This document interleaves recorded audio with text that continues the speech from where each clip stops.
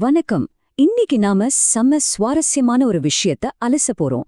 நம்ம வீட்ல தூக்கி போடுற குப்பை பேட்டரியில இருந்து கொஞ்சமும் குறையாத தொடர்ச்சியான மைக்ரோ பவர் எடுக்க முடியுமா? அதுக்கும் நம்ம அன்றாட வாழ்வுல இருக்கிற கதிரியக்கத்துக்கும் என்ன சம்பந்தம்? வாங்க இந்த அலசல்ல பார்க்கலாம். விஷயத்துக்குள்ள நேரடியா போயிடலாம். முதல்ல ஒரு ஆச்சரியமான தகவல்.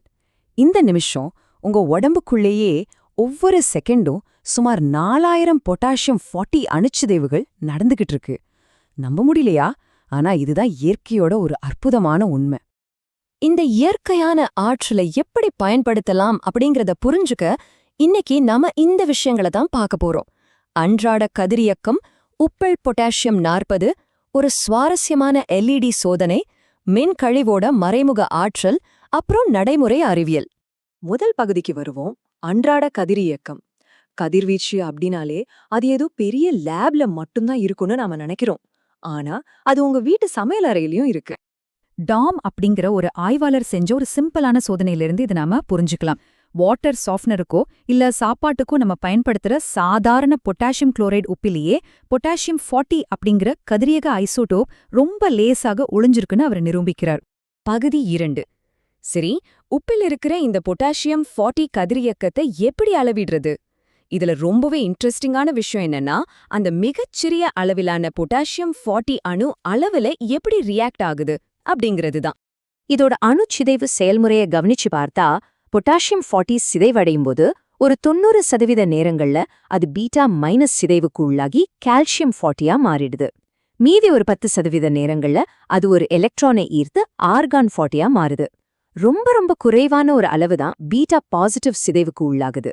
இதுல நாம நோட் பண்ண வேண்டிய முக்கியமான பாயிண்ட் என்னன்னா, அந்த 10% எலக்ட்ரான் ஈர்ப்பு நடக்கும்போது அது கரெக்டா 1461 கிலோ எலக்ட்ரான் வோல்ட் ஆற்றல் கொண்ட ஒரு காமா கதிரை வெளியிடுது. இது ரொம்பவே ஸ்பெசிஃபிக்கான ஒரு அளவு. இந்த குறிப்பிட்ட கதிர்வீச்சு அளவிட டாம் என்ன பண்ணாரு தெரியுமா? கடைகள்ல விக்கிற சாதாரண உப்பு மூட்டைகளுக்கு நடுவுல தன்னோட பாலிமாஸ்டர் அப்படிங்கிற ஒரு சின்ன டிடெக்டரை வச்சாரு.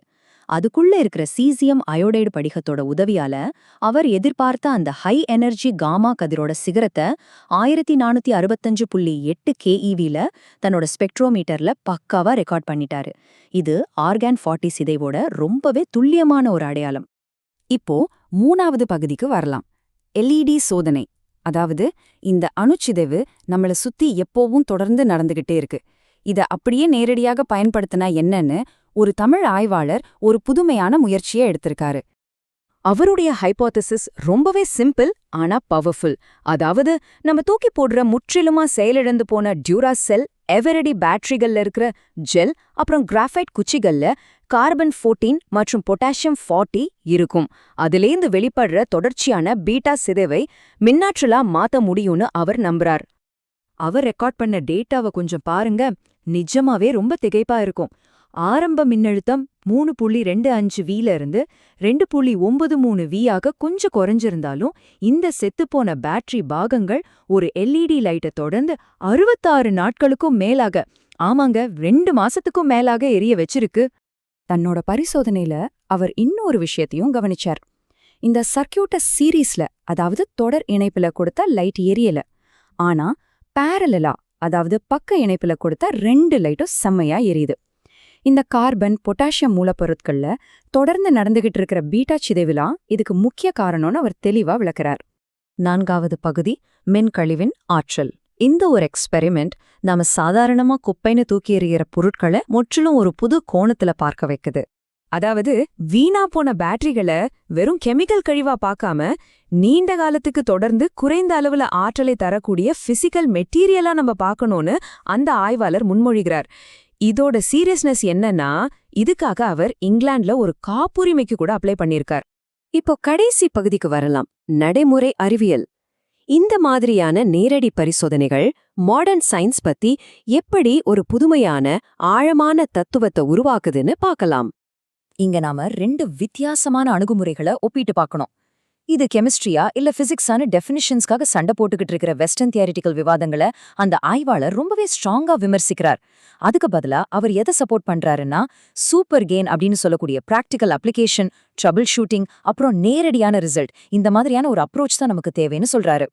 கூகுள் ஜெமினி, மைக்ரோசாஃப்ட் கோபைலட் மாதிரியான ஏஐ டூல்ஸ் பத்தியும் அவர் ஒரு எச்சரிக்கை கொடுக்கறார். அதாவது புது கண்டுபிடிப்புகளை கன்ஃபார்ம் பண்ண இந்த ஏஐகளை நம்பக்கூடாது.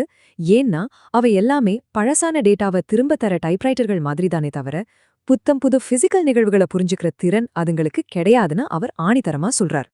ஃபைனலா நாம தெரிஞ்சுக்க வேண்டிய ரொம்ப முக்கியமான பாயிண்ட் இதுதான். அவருடைய இந்த முழு முயற்சியோட நோக்கமே ஏதோ தியோரிட்டிக்கல் டிபேட்ல ஜெயிக்கணுங்கிறது கிடையாது.